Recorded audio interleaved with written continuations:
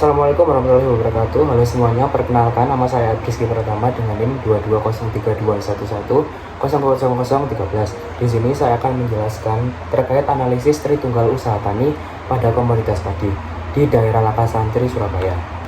Nah, di kota Surabaya sendiri yang penuh dengan rumah-rumah dan gedung-gedung tinggi, nyatanya masih terdapat pertanian atau persawahan, tepatnya di Lakasantri, Surabaya. Nah, para petani di sana kebanyakan menanam sesuai musimnya. Misal di musim kemarau mereka menanam jagung, menanam kacang, dan lain-lain. Namun di saat musim hujan mereka menanam padi. Nah, karena minimnya pengetahuan dan kurangnya teknologi pertanian di sana, menyebabkan pertanian di daerah Surabaya masih tertinggal oleh pertanian di daerah lain. Baik, untuk analisis usaha tani di daerah Lakasantri sendiri, untuk permasalahannya pada lahan di tanah di sana merupakan tanah kering, dan yang membuat keringnya juga kurangnya drainase pada tanah lahan tersebut. Jadi untuk solusi yang diberikan yaitu membangun drainase di daerah sekitar, karena di daerah Lakasantri sendiri masih menggunakan sistem tata hujan. Lalu di sistem petaninya masih banyak masyarakat yang tidak mau menjadi petani, memilih menjadi buruh pabrik dan yang lain-lain. Dan untuk solusi yang bisa diberikan yaitu memberikan pandangan ke masyarakat terkait petani milenial itu seperti apa, lalu menggunakan penyuluhan mengenai pengefisiensian produksi pertanian itu seperti apa. Lalu untuk pada jenis komoditasnya, mereka masih banyak membeli bibit atau membeli benih itu ke toko. Dan untuk solusi yang dapat diberikan yaitu mereka dapat membudidayakan sendiri benih itu dari hasil menanam sebelumnya. Lalu untuk klasifikasi usaha tani tersebut, kebetulan saya kemarin mewawancari Bapak Tarji yang berada di lokasinya di Lakasantri, Surabaya. Dan untuk kepemilikan lahannya itu Bapak Tarji sendiri sakap atau sistem bagi hasil. Dan untuk modal usahanya sendiri yaitu bapaknya modal sendiri, dan untuk nanti hasilnya akan dibagi dengan pemilik lahan 3:1, 3-nya itu dari Pak Tarji, 3-nya untuk Pak Tarji dan satunya untuk pemilik lahan. Dan untuk biasanya hasilnya itu sebanyak 2 ton. Dan Bapak Tarji sendiri ini sudah tergabung pada kelompok tani. Dan untuk klasifikasinya, untuk berdasarkan bentuknya, sistemnya itu tanah sakap atau bagi hasil dan dikerjakan sendiri, terkecuali nanti saat pada masa panen sekitar umur 100 hari itu Bapak Tarji akan menyewa atau menggunakan jasa orang lain sebanyak 3 orang. Lalu untuk coraknya itu usaha tani komersial, karena Bapak Tarji sendiri menjualkan hasil panennya itu langsung ke tengkulak, dan Pak Tarji juga mengkonsumsi sendiri hasil dari panennya. Dan untuk penjualan ke tengkulaknya itu per kilonya 5.500. Dan untuk berdasarkan polanya, usaha tani ini merupakan usaha tani tidak khusus, karena Pak Tarji menanam tanamannya itu sesuai musimnya. Jadi saat musim hujan itu Pak Tarji menanam padi, dan saat musim kemarau Pak Tarji menanam kacang, jagung, dan yang lain-lain. Selanjutnya yaitu ada faktor produksi, dan di sini ada 4 faktor produksi. Yang pertama faktor alam. Nah, untuk faktor alam sendiri, karena di sistem di sana masih menggunakan sistem tata hujan, jadi untuk faktor yang paling penting yaitu air hujan, karena untuk mengairi persawahannya. Lalu yang kedua ada pemberian pupuk pada tanah. Menurut penuturan Pak Tarji sendiri, jika tanahnya itu diberi pupuk yang banyak, maka untuk tanahnya itu semakin subur. Lalu selanjutnya ada modal.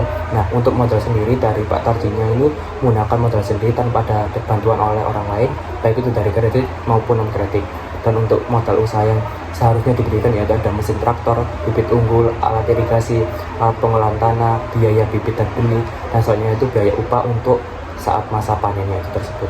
Lalu yang selanjutnya ada tenaga kerja, yaitu menggunakan tenaga kerja sendiri, terkecuali saat panen itu menggunakan 3 orang. Lalu untuk sistem manajemennya, faktor manajemennya, yang pertama ada perencanaan, yang kedua ada implementasi, yang ketiga ada kontrol, dan yang terakhir ada penyesuaian. Selanjutnya yaitu pada analisis biayanya. Yang pertama ada biaya tetap. Untuk biaya tetapnya di sini Pak Tarji menggunakan cangkul besar sebanyak 1 dengan harga 100.000, dan untuk umur ekonomisnya 1 tahun, dan penyusutannya 50.000. Dengan perincian untuk biaya tetap sendiri yaitu, dan penyusutannya harga satuannya dikurangi harga kira-kira penyusutannya lalu dikali umur ekonomisnya. Lalu untuk cangkul kecilnya itu juga membutuhkan satu seharga 60.000, dan untuk biaya penyusutannya 30.000. Misalnya ada arit besar itu membutuhkan satu dengan harga satuannya 125.000, dan untuk umur ekonomisnya itu 1 tahun dan penyusutannya 75.000. Lalu misalnya ada arit kecil membutuhkan satu juga, itu dengan harga satuannya 70.000 dan harga penyusutannya 35.000. Dan untuk pemotong rumput itu membutuhkan satu, itu bekas, membelinya dengan harga satuannya itu 500.000 dan umur ekonomisnya itu 6 tahun dan penyusutannya 58.333 dengan total biaya tetap yaitu 248.333. Dan untuk biaya variabelnya sendiri terdapat 6 item, yaitu ada benih, pupuk Posca, pupuk Orea, pupuk Regen, dan Canon ini termasuk ke dalam pestisida yang dibutuhkan. Lalu ada bensin untuk biaya pemotongannya. Nah, untuk jumlah biaya benihnya itu yang dibutuhkan sebanyak 50 kilo dengan harga satuannya 3.500, dan untuk total harganya itu 675.000. Lalu untuk pupuk Poscanya itu kebutuhannya 8 sak dan pupuk Orenya 8 sak, jadi 1:1.